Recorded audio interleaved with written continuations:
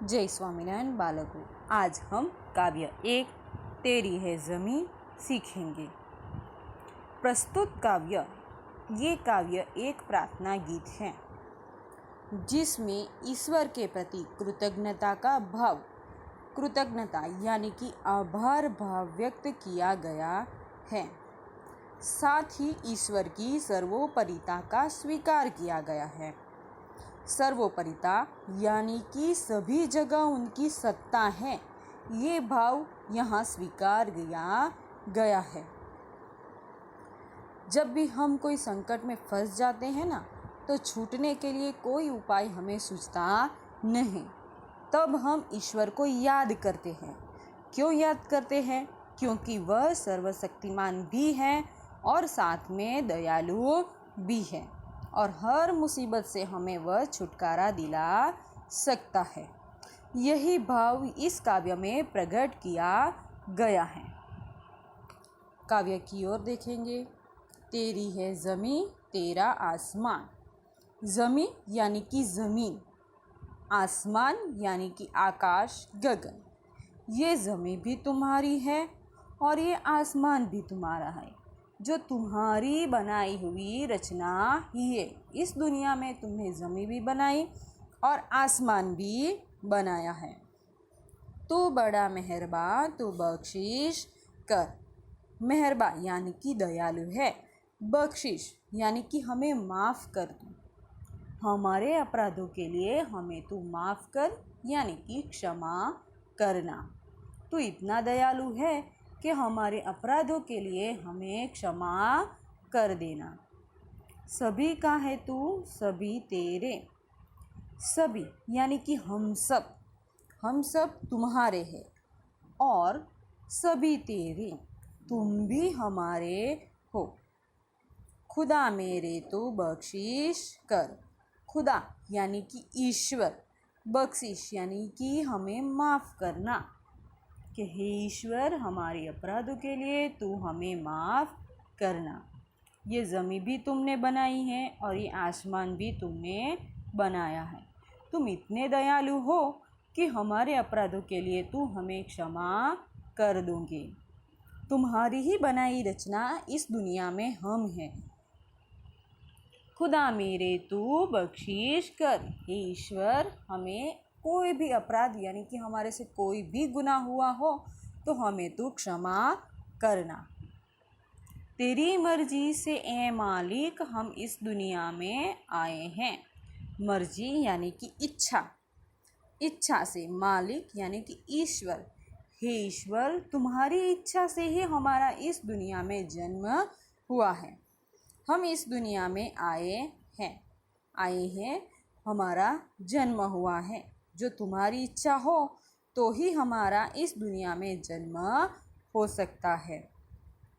तेरी रहमत से हम सब ने, रहमत यानी कि कृपा से, तेरी ही कृपा से हम सबको ये जिस्म यानी कि शरीर और जा यानी कि प्राण हमें मिल पाए हैं।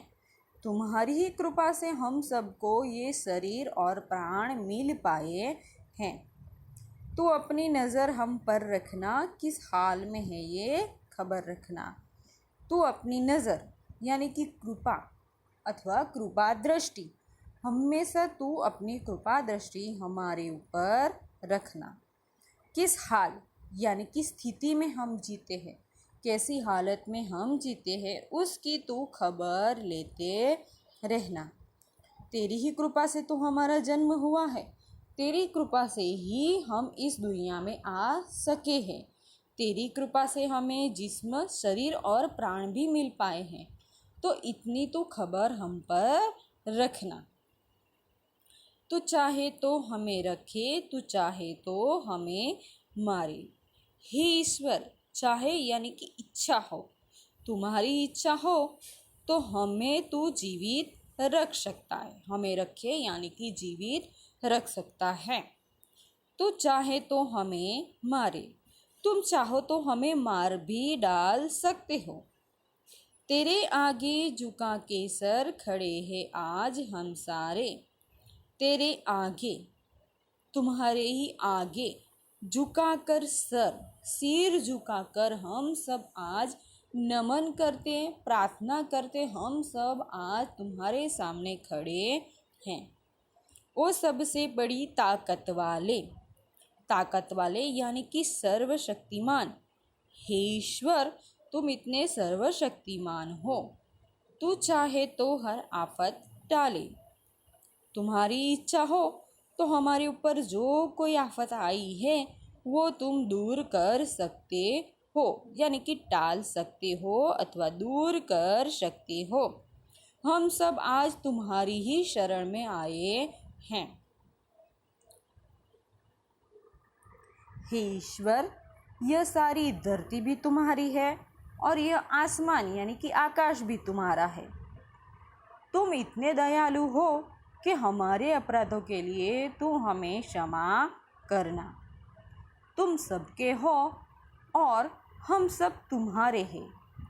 हे ईश्वर, जो कोई हमसे गुनाह हुआ हो तो हमें क्षमा करना। तेरी मर्जी से ए मालिक कि हे दुनिया के मालिक, तुम्हारी इच्छा से हम इस दुनिया में हमारा जन्म हुआ है। तेरी ही कृपा से हमें ये शरीर और ये प्राण मिले हैं। तो अपनी कृपा दृष्टि हम पर सदाए बनाए रखना। हम किस हालात में हैं अथवा कौन सी स्थिति में हैं उसकी हमेशा तू खबर लेते रहना। हे ईश्वर, तुम जो चाहो तो हमें जीवित रख सकते हो अथवा तुम जो चाहो तो हमें मार भी सकते हो। तुम्हारे आगे झुका के सिर झुकाकर हम सब नमन करते, प्रार्थना करते, हम सब यहाँ पे खड़े हैं। आज हम सारे तुम्हारी शरण में आज हम सब आए हैं। ओ सर्वशक्तिमान, ताकत वाले हे भगवान, तुम्हारी इच्छा हो तो हमारे ऊपर कोई भी आफत विपदा आई हो टालना, यानी कि तुम दूर कर सकते हो। हे ईश्वर, हमारे ऊपर जो कोई भी आफत आई हो तो तुम दूर इतनी कर सकते हो। आज आप लोग ये काव्य अपनी कॉपी में यानी कि नोटबुक में लिखेंगे। उसके नीचे दी गई ये शब्दार्थ है वह भी लिखेंगे।